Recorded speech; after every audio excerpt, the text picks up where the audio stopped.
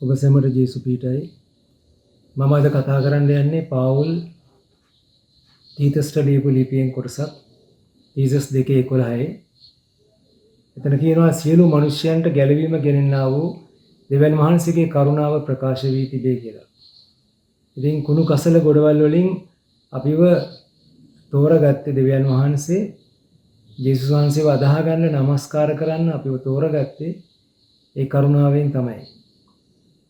ඉතින් ජේසුස් වහන්සේ කිව්වා යොහන් 6:44 ලියලා තියෙනවා මාගේ පියාණන් වහන්සේ විසින් අදිනු ලැබූ කෙනෙකුට මිස වෙන කිසිවෙකුට මා ළඟට එන්න බැරිය කියලා. ඉතින් අපිට හිතා ගන්නවත් බැරි මාර්ග වලින් මහත් අත්දැකීම් අතරින් මහත් පීඩා අතරින් දෙවියන් වහන්සේ අපිව ජේසුස් වහන්සේ වෙතට අදිනු ලබනවා. අපිට තේරුම් ගන්නට බැහැ ඒ මොහොතේදී ඒ කාලෙදී මොකද්ද මේ සිද්ධ වෙන්නේ කියලා. මොකද පීඩාව සමහරලාට අධිකව තිබෙනවා ඒ අවස්ථාවල වලදී. ඉතින් එකම හේතුව තමයි එහෙම කරන්න දෙවියන් වහන්සේ අපිව ගිනි විලෙන් බේරගන්න පමණයි. වෙන හේතුවක් නිසා නෙවෙයි. ආත්මයන් වහන්සේ තුල පාවුල් ලියනවා මෙහෙම අපි ගැලවී සිටින්නේ අනුග්‍රහයෙන් කියලා. අපේ මොලෙන් නෙමෙයි, අපේ සුදුසුකමක් නිසා නෙවෙයි, අපේ ධර්මිෂ්ඨකම නිසා නෙමෙයි කොහෙත්ම. ඉතින් ආත්මයන් වහන්සේ කියනවා මෙන්න මෙහෙම පාවුල් ලියනවා 1 කොරින්ති 3:6 මම හිටියෙමි අපොල්ලොස් වතුරවත් කලේය නමුත් වර්ධනය දුන්නේ දෙවියන් වහන්සේ කියලා.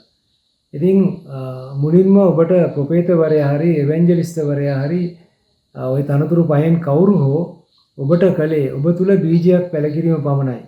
හරි බීජය පැලකිරීම පමණයි. වර්ධනය දෙන්නේ දෙවියන් වහන්සේ. ඔබට ගැලවීම උරුම කර දෙන්නේ මුලින්ම ඔබට යාඥා කරපු කෙනා නෙමෙයි. ඔබේ රෝගී සුව කරපු කෙනා නෙමෙයි. අත දිල යාඥා කරපු කෙනා නෙමෙයි. අපි ගැලවී සිටින අනුග්‍රහයෙන් නම් ඒ අනුග්‍රහය දුන් දෙවියන් වහන්සේට අපි ස්තුති කරන්න ඕන. පාපයේ දඬුවමෙන් අපව ගලව ගත්ත නිසා.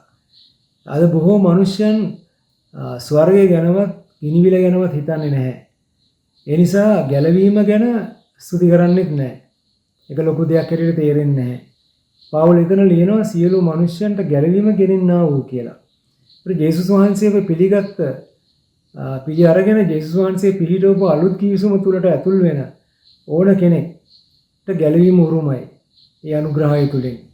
ගලාති 3:28 කියනවා නුඹලා සියල්ලන් ක්‍රිස්තුස් ජේසුස් වහන්සේ තුල එක්කෙනෙක්ව සිටින නිසා.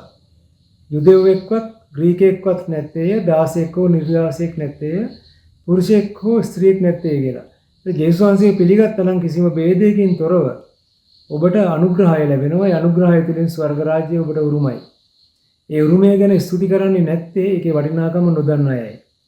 ඒ අය උරුමය කරුමයක් කරගන්නවා ජේසුස් වහන්සේ දුන අනුග්‍රහයෙන් මේ ලෝකේ තියෙන දේවල් උරුම කරගන්න ගිහිල්ලා. තීතස් 2:12 ඊළඟ පදේ කියනවා අභක්තිකකමද ඒ කියන්නේ දේව ස්වභාවයෙන් නැතිකමද ලෞකික තෘෂ්ණාද එපා කර ආශිර්වාදලත් බලාපොරොත්තුව ගැන මහෝත්තම දෙවියන් වහන්සේගේද අපගේ ගැලවුම්කාර ජේසුස් ක්‍රිස්තුස් වහන්සේගේද තේජසේ ප්‍රකාශ වීම ගැනත් බලා සිටිමින් සිහියෙන් යුක්තවද ධර්මිෂ්ඨ ලෙසද භක්තිවන්ත ලෙසද ඒ කියන්නේ දේව ස්වභාවය ඇතුව මේ කාලේ ජීවත් වන පිණිස ඒ කරුණාව අපට උගන්වන්නේය කියලා.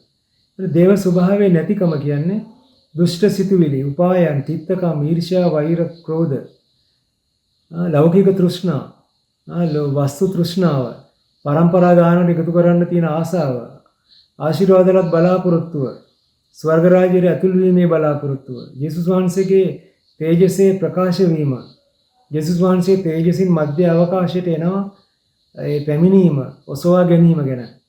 ධර්මිෂ්ඨ ලෙස කිව්වොත් දේව බය ඇතුව යුක්තිය කරන ලෙස ජීවත් වීම. සිහියෙන් යුක්තවද මේ ලෝකයේ ආකාරයෙන් මානසිකව නෙමෙයි මේ ලෝකයේ දේව වචනය තුල ජීවත් වීම. හරි? ඊළඟට කියනවා එතන මේ කාලේ ජීවත් වීම පිණිස ඒ කරුණාව අපට උගන්වන්නේය කියලා. ඒ කරුණාව අපිට උගන්වනවා. හැබැයි බලහත්කාරයෙන් මුකුත් කරන්න යන්නේ නැහැ. අපේ ස්ව කැමැත්තට විරුද්ධව දෙවියන් වහන්සේ මුකුත් කරන්න යන්නේ නැහැ. ඒක උත්පත්ති පොතේදීම දීලා තියෙන උරුමයක්. දීලා තියෙන දෙයක්. ආත්මයන් වහන්සේ උගන්වනවා. හැබැයි අපි ඒ දේ කරන්න ඕන. අපි ඒ දේ කරේ නැත්නම් අපිට ඒ උරුමය ළඟා කරගන්න, උරුමය අයිති කරගන්න බැරුව යනවා. උරුමය තියෙනවා නමුත් උරුමය අයිති කරගන්න බැරුව යනවා. ඉතින් මේ දේ මතක් කරමින් මම නවතිනවා. ඔබ සැමට ජේසු පිහිටයි.